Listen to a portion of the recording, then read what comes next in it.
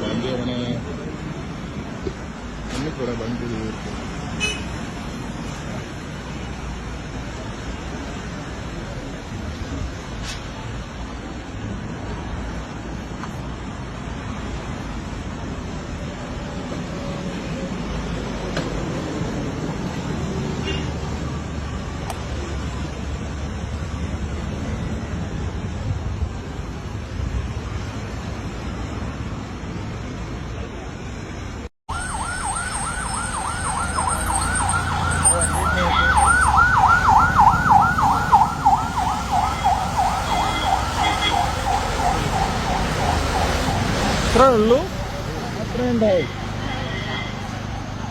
അതെ, ഇത്രയേ ഉള്ളൂ.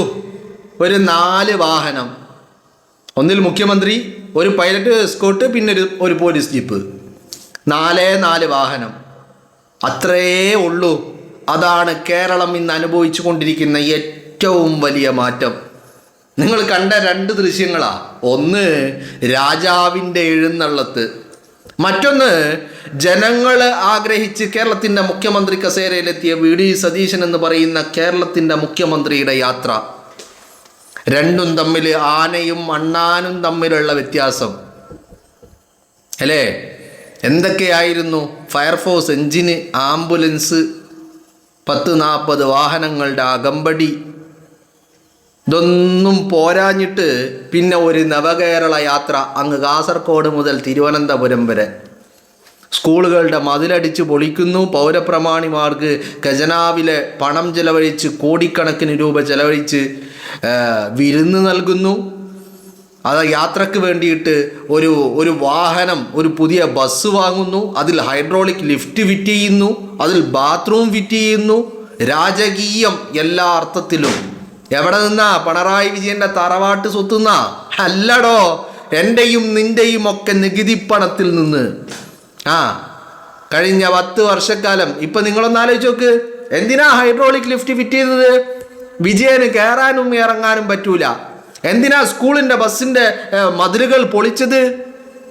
വിജയന് നടക്കാൻ പറ്റൂല. ഇപ്പോഴോ? ഇപ്പോൾ പട്ടി അലയും പോലെ, തെരുവ് പട്ടികൾ അലയുന്നത് പോലെ കേരളത്തിൻ്റെ തെരുവുകളിലൂടെ അലയുന്നുണ്ട്. ഇപ്പം നടക്കാം, ഇരിക്കാം, ചാടാം, തുള്ളാം, കയറാം, ഇറങ്ങാം, എന്ത് വേണമെങ്കിലും ആവാം. ഒരു കുട്ടി തിരിഞ്ഞു നോക്കാനില്ല. മറ്റേത് യാത്ര ചെയ്യുമ്പോൾ പിന്നാലെ ഈ പറയുന്ന ഫയർഫോഴ്സ് എഞ്ചിൻ.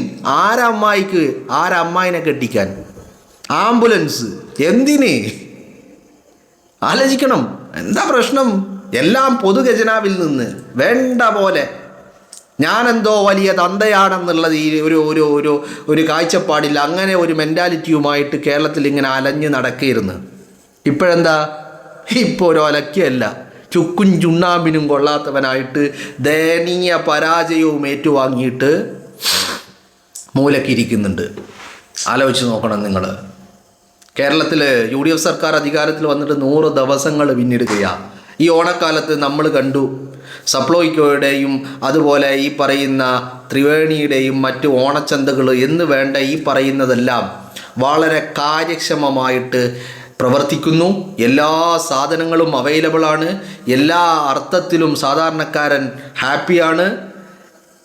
ഉത്സവ ഭത്ത, ഓണഭത്ത, ബോണസ്, ക്ഷേമ പെൻഷൻ, പെൻഷനുകൾ എന്ന് വേണ്ട എല്ലാം വിതരണം ചെയ്ത് ഒരാഘോഷത്തിന് വേണ്ട എല്ലാ തയ്യാറെടുപ്പുകളും സർക്കാർ വക നൽകിയിട്ട് കേരളത്തിൻ്റെ ചരിത്രത്തിൽ ആദ്യമായിട്ട്. എന്തിന്? തദ്ദേശഭരണ സ്ഥാപനങ്ങളിലെ ജനപ്രതിനിധികൾക്ക് പോലും ഉത്സവ ഭത്ത അല്ലെങ്കിൽ അലവൻസ് എന്നൊക്കെ പറയുന്ന രീതിയിൽ ആഘോഷിക്കാൻ വേണ്ടിയിട്ടൊരു കൈനീട്ടം. ജനങ്ങൾ ഹാപ്പിയാണ്. കേരളം കഴിഞ്ഞ കുറേ കാലങ്ങൾ കാണാത്ത രീതിയിലുള്ള വലിയ മാറ്റങ്ങൾ നമ്മൾ ഇന്ന് അനുഭവിച്ചു കൊണ്ടിരിക്കുക. യാഥാർത്ഥ്യം അതാണ്. എല്ലായിടത്തും എല്ലാവരും ഹാപ്പിയാണ്. സാധനങ്ങൾ വാങ്ങാൻ പോയാൽ സാധനങ്ങൾ കിട്ടാത്ത പ്രശ്നമില്ല. എല്ലാ സാധനങ്ങളും ഉണ്ട്, എല്ലാം ഉണ്ട്, എല്ലാം സബ്സിഡി റേറ്റിലുണ്ട്, എല്ലാം ആവശ്യത്തിലധികം സംഭരിച്ച് വെച്ചിട്ടുണ്ട്, എല്ലാം സ്റ്റോക്കുണ്ട്, ഒന്നും ഔട്ട് ഓഫ് സ്റ്റോക്ക് അല്ല, എല്ലാം കൃത്യമായിട്ട്. ഇതാണ് മാറ്റം മാറ്റം മാറ്റം എന്ന് പറയുന്നത്. അപ്പോൾ പൊതുഖജനാവിലെ പണമാണ്, അത് എങ്ങനെ വേണമെങ്കിലും ചെലവഴിക്കാം എന്നുള്ളതായിരുന്നു വിജയൻ്റെ. അതിനിടയിൽ വിജയൻ പല യാത്രകൾ പോകുന്നു, അവിടെ പോകുന്നു, ഇവിടെ പോകുന്നു, അടിച്ചു പൊളിക്കുന്നു, കറങ്ങുന്നു, തിരിച്ചു വരുന്നു, എല്ലാം പൊതുഖജനാവിൽ നിന്ന്. ഇതായിരുന്നു സിറ്റുവേഷൻ കേരളത്തിൽ. എന്നാൽ ഇന്ന് മുഖ്യമന്ത്രിയുടെ വാഹന വ്യൂഹം നിങ്ങൾ കണ്ടത് എത്ര എണ്ണുണ്ട്? വെറും 4 വാഹനങ്ങൾ. ഒരു വ്യൂഹം എന്ന് പോലും പറയാൻ പറ്റാത്ത സിറ്റുവേഷൻ. ഒരു വാഹന വ്യൂഹമാകുമ്പോൾ ഒരു ചുരുങ്ങിയതൊരു 10 വണ്ടിയെങ്കിലും വേണ്ടേ? ഇത് മുമ്പിലൊരു വണ്ടി, പിന്നിലൊരു വണ്ടി, തീർന്ന്. ആകെ അത്രയേ ഉള്ളൂ. കാരണം ജനങ്ങളാണ് തന്നെ ആ കസേരയിൽ എത്തിച്ചതെന്ന ബോധ്യം. അതുകൊണ്ട് തന്നെ തനിക്ക് സഞ്ചരിക്കാൻ അത്തരം വാഹന വ്യൂഹങ്ങളുടെ അകമ്പടി വേണ്ട എന്നുള്ള തിരിച്ചറിവും, കോമൺ സെൻസ്, അതാണ്.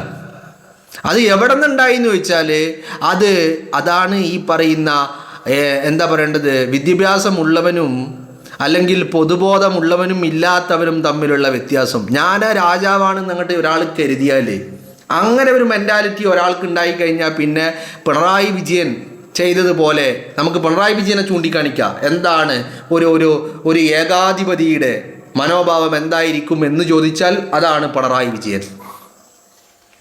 അധികാരമുണ്ടായപ്പോൾ അങ്ങനെയായിരുന്നു കാട്ടിക്കൂട്ടൽ. ഇപ്പം നിങ്ങൾ ആലോചിച്ച് നോക്ക്, ഇപ്പോൾ പിണറായി വിജയൻ എല്ലായിടത്തും പോകുന്നുണ്ട്.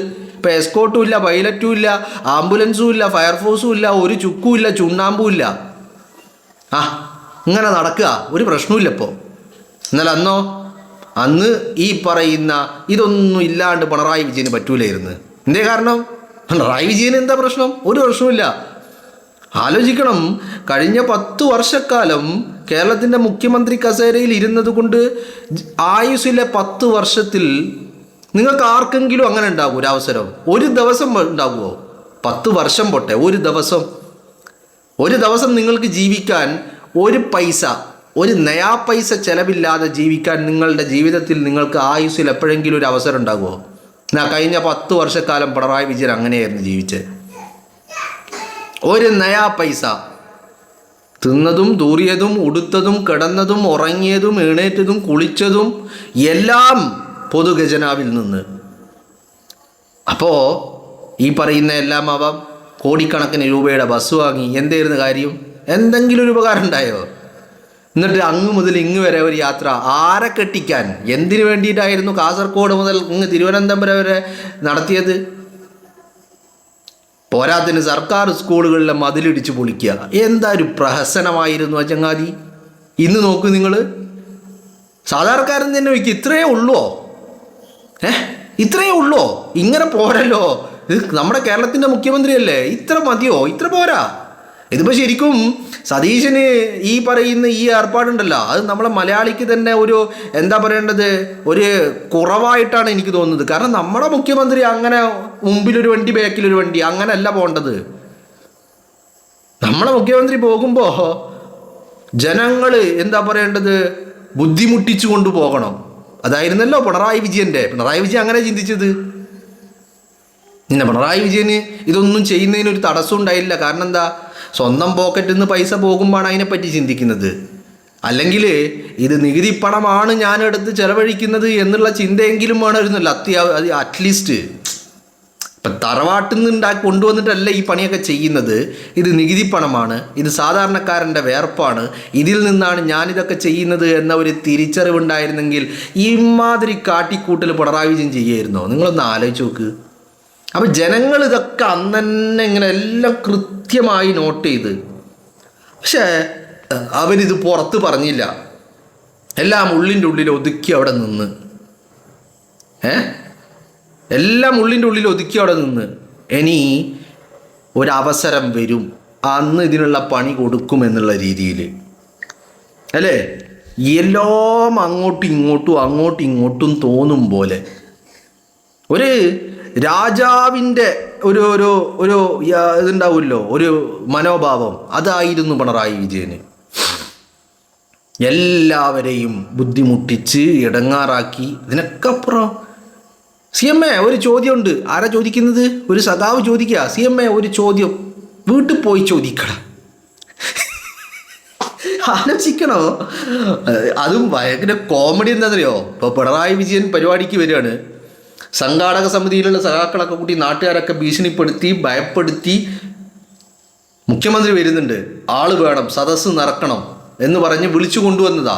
അപ്പോഴാണ് സഖാവ് ശരി എന്തായാലും നമ്മുടെ മുഖ്യമന്ത്രിയാണല്ലോ വരുന്നത് എന്ന് കരുതിയിട്ട് സഖാവ് പോയി. സഖാവ് മുമ്പിൽ നിന്ന്, സഖാവേ ഒരു ചോദ്യം, നീ വീട്ടിൽ പോയി ചോദിക്കടാന്ന്. തീർന്നോ? എന്ന് പറഞ്ഞാൽ ഒരു ധാർഷ്ട്യത്തിൻ്റെ പര്യായമായിരുന്നു. ഇപ്പോഴെന്താ അവസ്ഥ? മാളിക മുകളേറിയ മന്നൻ്റെ തലയിൽ മാറാപ്പേറ്റുന്നതും ഭവൻ. കേട്ടിട്ടില്ലേ അവസ്ഥ? അതന്നെ കൃത്യമായിട്ട് പറയുന്നത്. നമ്മൾ കേരളം മലയാളി ഇന്നൊരു ഒരു മാറ്റം നമ്മളെല്ലാവരും ഇന്നിങ്ങനെ അനുഭവിക്കുകയാണ്. നമ്മളത് പറയല്ല, വെറുതെ പറയുന്നല്ല, അനുഭവിക്കുക. ഇപ്പോൾ ഒരു സാധാരണക്കാരൻ മുഖ്യമന്ത്രിയുടെ വാഹനം പോകുന്നു, ശരി, ക്യാമറ എടുത്തു, ഓണാക്കി, മൊബൈൽ എടുത്തു, ക്യാമറ ഓൺ ചെയ്തു, റെക്കോർഡ് ചെയ്യുന്നു. 1 പോയി, 2 പോയി, 3 പോയി, 4ാമത്തെ വാഹനം പോയി, തീർന്ന്, ഖത്തം. ഇപ്പം ഈ ക്യാമറ വീഡിയോ ഷൂട്ട് ചെയ്യാൻ എടുത്തവനക്ക് തന്നെ ഒരതിശയം, ഇത്രയേ ഉള്ളൂ എന്ന് പറഞ്ഞാൽ ഇപ്പം അതിൽ തന്നെ ലക്ഷക്കണക്കിന് രൂപയുടെ വരുമാനം കേരളത്തിൻ്റെ ഖജനാവിൽ കിട്ടും. കാരണം എന്താ, ഈ വാഹനങ്ങൾക്ക് എണ്ണ അടിക്കണ പൈസ വേണ്ടല്ലോ ചങ്ങായിമാരെ, ആ പൈസ ലാഭമല്ലേ അല്ലേ? ആ വാഹനത്തിന് എണ്ണ അടിക്കുന്ന പൈസ പോലും ലാഭമല്ലേ? അപ്പം ഒന്ന് ആലോചിച്ച് നോക്കി, എന്തായിരുന്നു കാട്ടിക്കൂട്ടല്. കേരളത്തിൽ അതിനേക്കാൾ വലിയ കോമഡി എന്താ അറിയോ? അപ്പോൾ കേരളത്തിൽ എവിടെയെങ്കിലും ഒരു തീപിടുത്തം, കോഴിക്കോട് പലവട്ടം തീപിടുത്തം ഉണ്ടായി പിണറായി വിജയൻ മുഖ്യമന്ത്രി ആയിരുന്നപ്പോൾ. അപ്പോൾ അവിടെ തീ അണക്കാൻ വേണ്ടി ഫയർഫോഴ്സ് എഞ്ചിനില്ല. പക്ഷെ പിണറായി വിജയൻ്റെ ബേക്കിൽ പോകാൻ ഫയർഫോഴ്സ് എഞ്ചിനുണ്ട്. എന്തിന്? ഇമാതിരി പ്രഹസനം എന്ന് പറഞ്ഞാൽ ജനങ്ങളെ വെറുപ്പിക്കുന്ന രീതിയിലുള്ള പ്രഹസനമായിരുന്നു പിണറായി വിജയൻ. അതാണ് നമ്മൾ ഇന്ന് അനുഭവിച്ചു കൊണ്ടിരിക്കുന്ന ഏറ്റവും വലിയൊരു മാറ്റവും. ജനങ്ങൾ തിരഞ്ഞെടുത്തു, അപ്പോൾ ജനങ്ങളുടെ കൂടെ ആർക്കും ഒരു ബുദ്ധിമുട്ടില്ല. പോകുന്നതും വരുന്നതും പോലും ഒരാളും അറിയുന്നില്ല.